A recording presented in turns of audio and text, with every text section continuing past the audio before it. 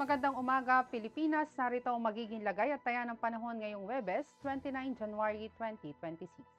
Sa kasalukuyan, naasahan natin ang patuloy na pag-iral ng northeast monsoon o hanging amihan, partikular na apektado pa rin ito ang malaking bahagi ng Luzon, ganoon na rin ang Visayas. Para naman sa magiging lagay at taya ng panahon ngayong araw, aasahan nga natin dulot ng northeast monsoon ang patuloy na maulap na kalangitan na may mahihinang pag-ulan, partikular pa rin yan dito sa Cagayan, maging sa Aurora at maging sa Quezon. Samantalang dulot naman ng localized thunderstorms, aasahan natin dito sa may Samar, maging sa Leyte at southern portion ng Leyte, ang bahagyang maulap hanggang sa maulap na kalangitan na may mga posibilidad ng mga pulu-pulong pag-ulan o kung minsan ay may pagkidlat at pagkulog, lalo na nga sa dakong hapon o gabi.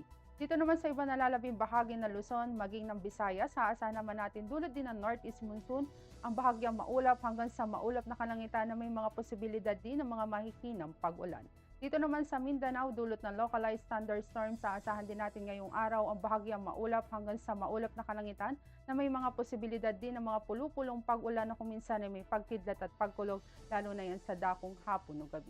Para naman sa ating flight level wind chart at 2,500 feet and 5,000 feet flight level, aasahan natin ang patuloy na pag-iral ng northeasterly winds, asahan ang katamtaman hanggang sa malalakas na bugso na hangin na umaabot ng 15 to 30 knots.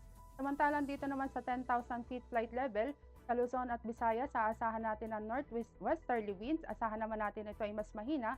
Samantalang dito sa Mindanao, asahan naman natin ang hangin ay mahina na nagmumula sa easterly. Dito naman sa 18,000 feet flight level, aasahan natin sa malaking bahagi ng Luzon ang katamtaman hanggang sa malakas na bugso ng hangin na nagmumula sa northwesterly winds. At dito naman sa iba nalalabing bahagi ng bansa, asahan pa rin natin ang mas mahina ngunit na nagmumula sa northwesterly winds.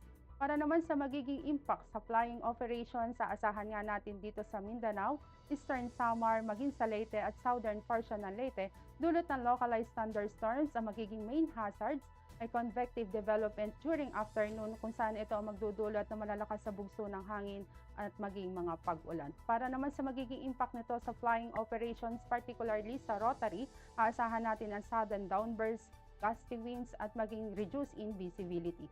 Samantalang sa fixed wing, aasahan naman natin na magiging impact ay severe turbulence, maging ang wind shear during approach and departure at may mga possible temporary delays din. Samantalang dito naman sa Metro Manila at iba nalalabing bahagi ng bansa, aasahan naman natin dulot ng northeast monsoon, ang cool and dry northeasterly flow kung saan ito magdudulot ng malalakas na bugso ng hangin na may mga mahihinang pag-ulan. Para naman sa magiging impact sa flying operations sa rotary, asahan natin ang strong crosswinds, maging ang wind gusts at may mga possible restriction din during take-off and landing at maging sa hover operations. Samantalang sa fixed wing, aasahan naman natin na magiging impact ay strong crosswinds, moderate turbulence during approach at kung saan may mga possible delays din due to low visibility kapag may mga mahihinang pag-ulan. Para naman sa ating astronomical information, ang araw ay sumikat kaninang 0625 at asahan natin lulubog dito sa Metro Manila sa ganap na 1754. Para naman sa ating moon illumination, aasahan natin ang 75% increasing. At yan na latest update natin sa weather. Para manatiling updated sa lagay at taya ng panahon, i-follow lamang ang Air Force Weather Center sa aming mga social media accounts. At sa ngalan ng aming commanding officer na si Colonel Alvin John Pugador, Philippine Air Force General Staff Corps, I'm Staff Sergeant Jessa C. Cuenca, Weather Broadcaster ng Air Force Weather Center. Muli magandang umaga, Pilipinas!